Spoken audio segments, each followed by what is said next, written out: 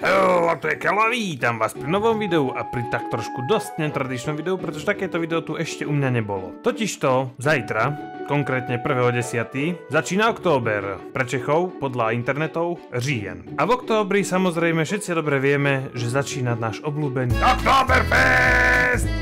Počkaj, o tom tu teraz nejdeme hovoriť. Začína Inktober. Je to viac menej aktivita, o ktorej som sa dozvedel teraz nedávno a práve kvôli tomu teraz na tomto mieste, kde normálne býva môj tablet, vymením za skicár, gelové pero, vodový štetec, ceruzky, tvrdú gumu, taktiež plastickú gumu a vodové farby. Je možné, že počas mesiaca ešte vymením niektoré veci alebo po prípade pridám nejaké záležitosti ako napríklad tuž a podobne, ale to ešte uvidím. Čo sa týka tohto challengeu, je to v podstate 31-dňový challenge v podstate, pretože musíte malovať, každý deň musíte namalovať niečo nové. Pravidlá sú veľmi jednoduché, nakreslíte niečo s atramentom, môžete používať ceruzku do pozadia ako skice práve tak, jak ja teraz napríklad som používal na to, keď som si skicoval, akým spôsobom chcem napísať čisto len ten Inktober, dajme tomu.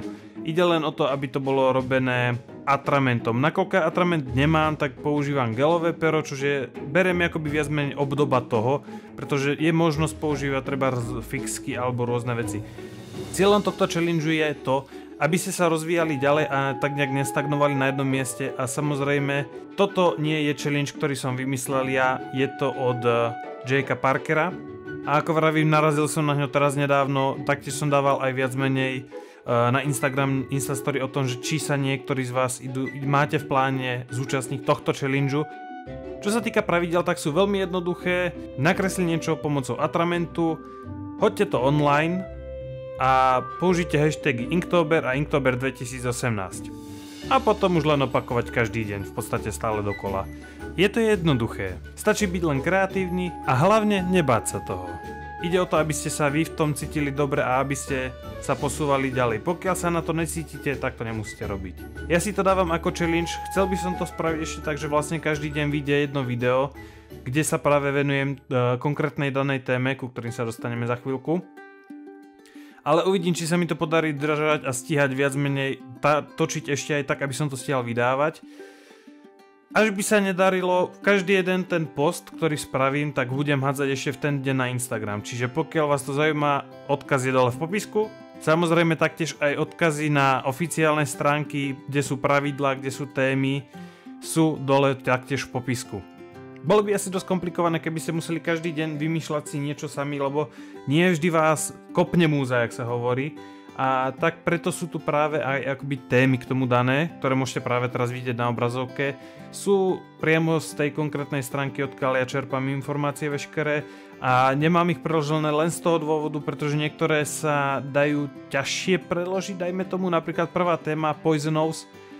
Není to jed ako taký, ale je to jedovatý. Napríklad máte jed, ktorý môžete niekomu nasypať, ale poisonous znamená, že to je jedovatý. To znamená, treba had vás môže kusnúť a je ten had jedovatý, pretože má jed v podstate v sebe a je jedovatý. Čiže to není jed, ale jedovatý. Je to jednoduchšie, úprimne je to jednoduchšie, keď si to vygooglite v Google Translatori a preložíte, než keby som to mal takto rozpísať, pretože by tam mohlo prísť k nejakému nedorozumeniu medzi mnou a Google Translatorom, čiže je to jednoduchšie, keď si to budete robiť každý takto nejako samostatne. Samozrejme, pokiaľ budem stíhať vydávať tie videá, tak v tom konkrétnom videu sa k tomu vyjadrím, poviem niečo málo k tej téme a hlavne tam bude tá konkrétna téma aj napísaná, tak aj dúfam, že preložená, aj uvidím, jak sa mi to podarí a taktiež hlavne aj nakreslená. Pre mňa osobne je tento Inktober ako challenge fajn v niekoľkých rôznych veciach, už len z toho, že akože konečne sa začnem znova venovať kresleniu, pretože hrozne dlho som si vravel, to je v pohode a odkladal a nekreslil som aj keď mal čas, radšej prokrastinoval a tak podobne. Toto je aktivita, ktorá ma v podstate donúti niečo robiť a nakoľko to chcem ešte aj vydávať ako formát videí, tak mám neskutočnú možnosť sa zase začať hrať trošku s inším formátom videí, ako práve môžete teraz vidieť. Konkrétne napríklad teraz mám statív tu na stole položený, čiže mi trošku obmedzuje môj priestor a tak viac menej neviem úplne presne, jak akože to vyzerá.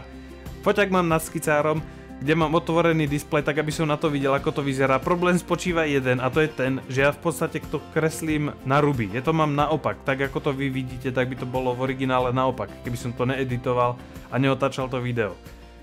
Čož je trošku pre mňa osobne vtipné, ale zatiaľ to funguje, myslím, že to funguje. Uvidíme aj v akom spôsobe to bude vyzerať.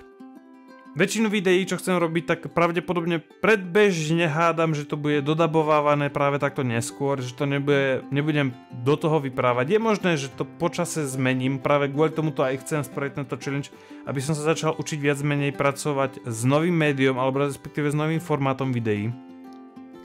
Čož mňa osobne teší a osobne si myslím, že bude baviť aj vás. Prípadne minimálne mne osobne to pomôže v rámci nejakého toho osobného rozvoja. Ja viem, som sobec. Je mi len ľúto jednej veci a to je to, že som na to neprišiel dostatočne skoro. Keby som o tom vedel skôr, tak pravdepodobne by som toto video vydal skôr než deň predtým, než vlastne celý tento challenge začne. Aby ste sa vy prípadne mohli zapojiť viacerí alebo prípadne si pripraviť nejaké tieto veci, pretože práve čo som videl akoby najčastejšie na internete bolo to, že hrozne veľa ľudí si to pripravovalo dosť dopredu. Myslím akoby vo všeobecnosti ten skicár ako taký, prípadne zásoby. A fakt sa tam aj akože niektorí ľudia odporúčali, aby sa tam išlo viac menej v predstihu. Ja napríklad teraz v nedelu ešte momentálne dodabúvam toto video, dostrihávam, aby som ho vydal. A ešte dneska v nedelu nakreslím práve zajtrajšie prvé video, aby som to stihnul taktiež zostrihať a vydať v pondelok, kedy budem zase robiť kresbu na útorok a viac menej chcem byť takto minimálne obdeň dopredu, aby som práve stihal takto vydávať tie videá, do toho dodabovávať, do toho zostrihávať a editovať. Taktiež dúfam, že sa mi podarí do toho poriešiť ešte aj ďalšie videá. Čo sa týka napríklad minihier, tak tie by mohli výjsť hypoteticky cez tento týždeň taktiež. Nechcem sľubovať, nesľubujem pre istotu, ale mohlo by sa to tak stať. Taktiež pokiaľ sa plánujete zapojiť do tohto Inktoberu, tak celkom rád by som bol, keby ste ma označili do tých obrázkov. Alebo viete čo, dáme si nejaký hashtag. Keloktober, jo, to by mohlo fungovať. Hashtag Keloktober. A dúfam, že to Jakeovi Parkerovi nebude vadiť, ale rád by som totiž to videl kresby alebo prípadne obrázky, ktoré práve spravia diváci, ktorí sledujú mňa. Čo znie dosť egoistické a samolúbo, ale rád by som si práve pozrel vaše práce, vašu tvorbu a vďaka tomu hashtag Keloktober si osobne myslím, že to pôjde veľmi jednoducho práve mne nájsť osobne a bude to práve fajn, bez nejakého toho spamu, aby som tam bol zbytočne označovaný priamo trebárs na Instagrame. Myslím si, že už som ale podal všetko, čo som potreboval, prípadne všetko, čo bolo treba. Pokiaľ som na niečo zabudnul, prípadne máte nejaké otázky, tak ich napíšte prosím vás dole do komentárov. A sa vám páči tento koncept videí a chceli by ste ich viacej, tak dajte like. A sa vám páči celková moja tvorba, dajte odber, prípadne zvonček. A pre dnešok sa s vami lúčim. Hello, tu bol Kelo.